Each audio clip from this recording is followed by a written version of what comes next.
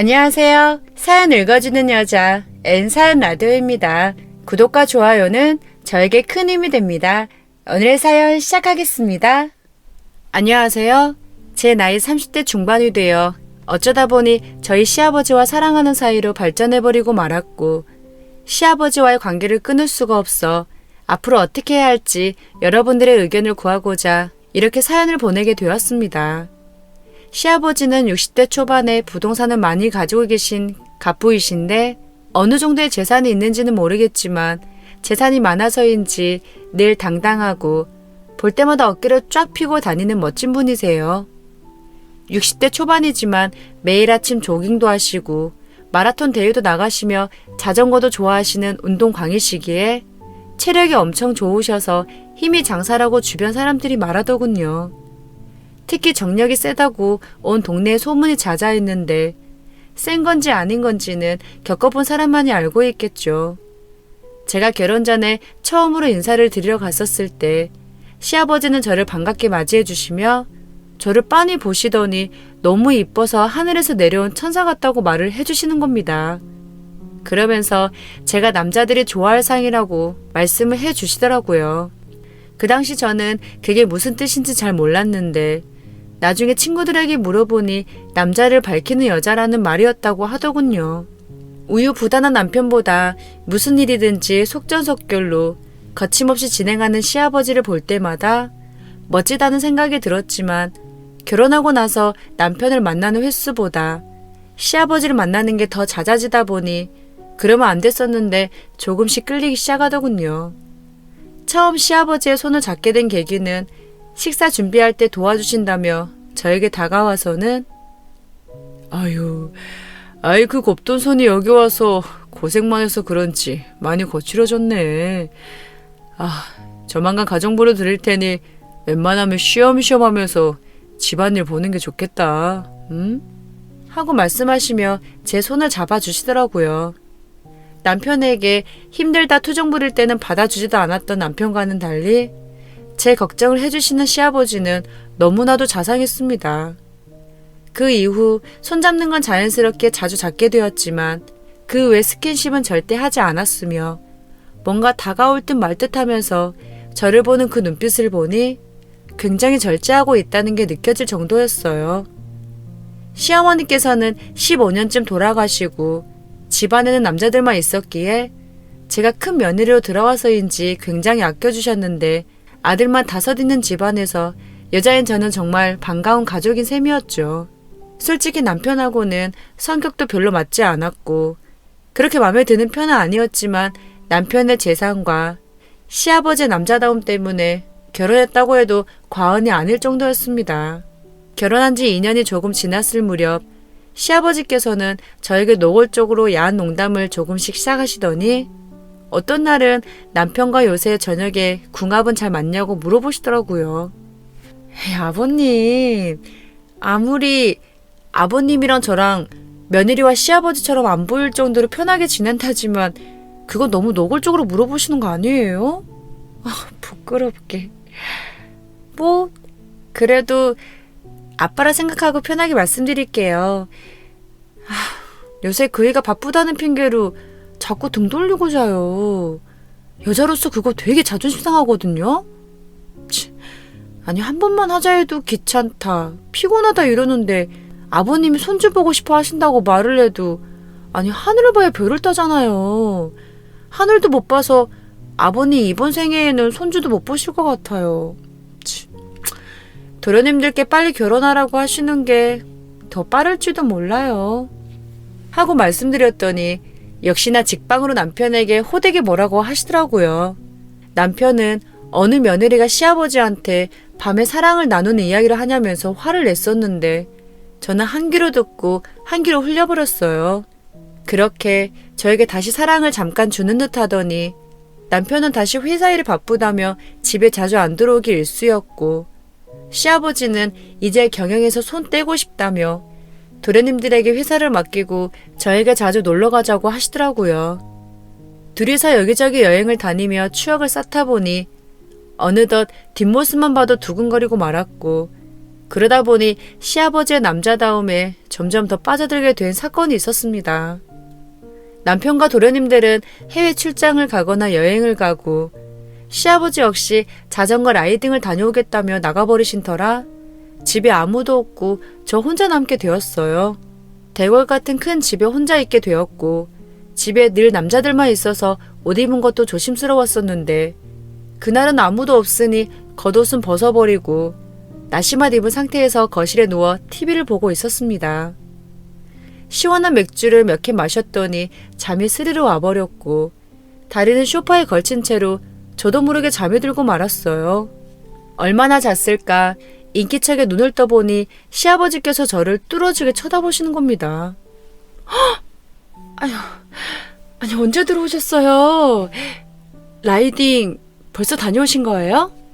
하고 말을 하니 가는 도중 갑작스레 비가 와서 다시 돌아왔고 집에 온 지 얼마 되지 않았다고 말씀하시더라고요. 그 순간 제 옷차림이 생각났고 부끄러운 마음에 후다닥 방으로 들어가 옷을 갈아입고 나오니 시아버지는 샤워를 하러 욕실로 들어가셨는데 저도 모르게 그 모습을 상상하고 말았습니다.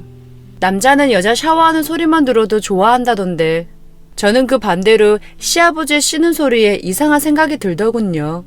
정신 차리자는 생각으로 시아버지 저녁상을 차리려는데 그 소리를 들으셨는지 오랜만에 술이나 한잔하게 집에 있는 걸로 간단히 술상을 차려달라고 하셨습니다. 시아버지와 술 마실 때마다 아슬아슬한 사건들이 몇 번 있었던 터라 술 마시는 걸 자제했었는데 오랜만에 먹고 싶다는 생각에 나름 거하게 술상을 차리기 시작했습니다. 목욕을 하고 나온 시아버지는 티셔츠에 반바지만 입으셨는데 터질 듯한 허벅지와 적당한 근육이 있는 팔뚝은 저도 모르게 안기고 싶다는 생각을 하고 말았어요. 아가, 턱 빠지겠다. 왜? 안겨보고 싶다는 생각이라도 한 거야? 라고 말씀하시는데 조금 뜨끔하더군요. 식탁에 앉아 집에 있는 고급 양주를 꺼내 한 잔 두 잔 마시다 보니 시아버지는 술에 조금 취해가는 것 같아 덥다면서 상의를 벗어던졌고 역시나 60대지만 30대인 제 남편보다 더 멋있는 상체를 가지고 있었습니다. 저도 모르게 제 입에서 황당한 말이 튀어나오고 말았어요. 아버님, 저 그 단단한 팔뚝 딱 한 번만 만져보면 안 돼요? 되게 멋있어 보여요. 라고 여쭤보니 시아버지는 씩 웃으시며 아유, 당연히 만져봐도 되지. 그러라고 내가 벗은 거잖아. 하고 말씀하시더라고요. 옆으로 다가가 팔뚝을 만져보니 돌처럼 단단했고 20대 총각들보다 60대 시아버지의 몸매가 더 멋있다고 축해 세워주니 고맙다고 말을 하더니 갑자기 일어서서 운동선수들이 하는 포즈를 취하는데 폼이 정말 엉성해서 웃겼습니다. 아버님께 폼이 이상하다고 말씀드렸더니 더 이상하고 묘한 자세를 취하더군요. 아무리 술에 취했어도 시아버지가 며느리에게 이상한 쇼를 하고 있으니 지금 이 상황이 해외 토픽감이 따로 없다는 생각이 들었습니다. 아버님, 자세 그만. 멋있어요, 멋있어. 근데 확실히 운동해서 그런지 남자답고 강해 보인 데다가 근육이 완전 단단해 보여요. 하고 말해주었더니 젊은 여자들도 본인을 감당 못한다고 말을 하더니 하룻밤을 보내면 여자들이 미친다고 하더라고요.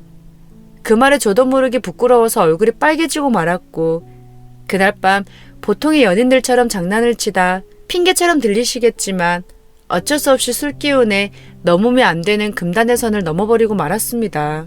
남편과는 비교되는 거침없는 행동에 저도 모르게 황홀함을 느끼고 말았고 자기 이름을 불러달라는 시아버지 요구에 이름을 부르니 너무나 좋아하시더군요.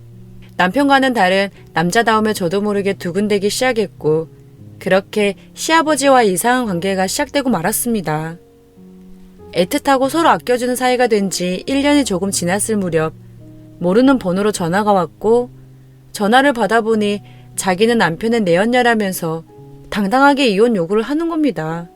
저기요, 그쪽 남편이 결혼을 전제하여서 저랑 만나고 있는데 제가 임신을 했거든요. 그쪽 아직 아기가 없다면서요. 저게 끝내요. 내가 돈이 좀 있어서 위자료는 내가 챙겨드릴게. 뭐 좋은 게 좋은 거라고. 그냥 우리 조용히 해결하게요. 시끄럽게 진흙탕 싸움은 좀 그렇지 않아요? 그쪽 시댁보다 내가 돈이 좀 많으니까 아마 시아버지께서도 돈 없는 며느리보다 돈 좀 만지는 며느리가 좋을 거예요. 내 말 무슨 말인지 알겠죠? 이 번호로 계좌 보내요. 내가 바로 싸줄게. 하고 말하는데 정말 피가 거꾸로 솟는 줄 알았어요. 지금까지 이 핑계 저 핑계 대면서 밤마다 거부하고 회사 일을 바쁘다며 출장 가는 것도 알고 보니 이중 살림을 차리고 있더군요. 너무 화가 나서 하염없이 울고 있으니 시아버지께서 방으로 들어오셨고 자초지정을 말하니 지금까지 본 적 없는 환한 표정을 지으시며 우리 둘 사이에 있었던 일들은 비밀로 하고 지금부터 무슨 일이 일어나도 아무 말 하지 말고 시아버지가 하자는 대로 따라오라고 하셨습니다. 그 말이 끝나자마자 시아버지는 어디론가 나가시더니 남편 도장에 찍힌 이혼 서류를 가져오셨더라고요. 저와의 사랑보다 돈 많은 며느리를 곁에 두고 싶어 하는 것 같다는 생각에 너무나도 화가 났고 아무 말 없이 도장을 찍어주었습니다. 이혼 서류에 도장을 찍은 지 얼마 되지 않아 합의 이혼을 하게 되었고 묵묵히 짐을 싸고 있었는데 시아버지께서 제 앞에 혼인신고서를 가져오셨더라고요. 이제 넌 내 며느리 아니니까 떳떳하게 나랑 같이 살자. 아들 문제는 내가 어떻게 할 수는 없지만 네가 내 마누라가 된다면 그것만으로도 복수하는 거나 마찬가지 아닐까? 나랑 같이 살자. 하고 말씀하시는데 그동안은 서러움이 북받쳤는지 하염없이 눈물만 흘렸습니다. 그렇게 시아버지와 며느리의 관계가 아닌 떳떳한 남녀 관계로서 연애를 할 수 있게 되었고 그 소식을 들은 전 남편과 내연녀는 기겁을 하더군요. 현재는 전 남편이 제 아들이 되고 내연녀는 며느리가 되었고 결혼 생활 도중 시아버지의 관계가 있었기에 두 사람을 욕할 수만은 없었습니다. 우선은 시아버지, 아니 지금의 제 남편과 실컷 사랑과 애정을 나눈 뒤 서서히 괴롭힐 생각입니다. 몇 년 동안 벌어진 이 사건들이 정말 너무 순식간이지만 남편과 행복하게 잘 살겠습니다. 제 사연을 들어주셔서 감사합니다. 재미있게 들으셨나요? 재미있게 들으셨다면 구독과 좋아요 부탁드려요. 다음 영상에서 또 만나요. 안녕. 뿅!